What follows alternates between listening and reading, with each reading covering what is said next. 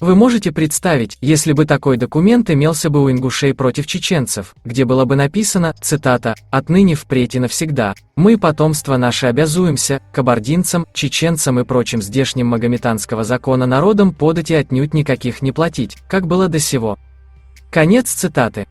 Без сомнения, этот документ ингуши кидали бы везде и упрекали бы нас, чеченцев, в том, что мы данники их, что чеченцы были в рабстве у ингушей так, как выплачивали дань ингушам, а в качестве доказательства цитировали бы тексты самого документа.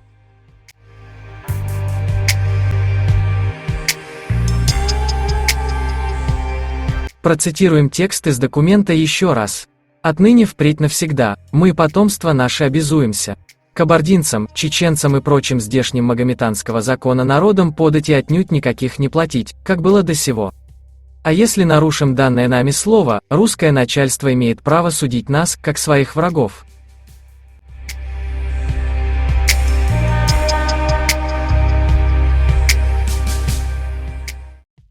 И поэтому каждый чеченец, когда видит, что со стороны ингушских чеченофобов идут упреки, что мы платили дань кому-либо, кидайте им в ответ этот документ.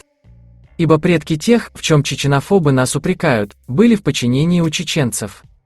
Они сегодня в таком положении, что не имеют права упрекать какой-либо народ из Кавказа, не говоря уже о чеченцах, которые в разные времена в ходе антиколониальной борьбы были на грани исчезновения, в то время, когда ингуши добровольно легли под оккупанта, и сегодня эти же ингуши гордо называют себя кавказцами, хотя ни капли крови за всю свою историю они за Кавказ не пролили.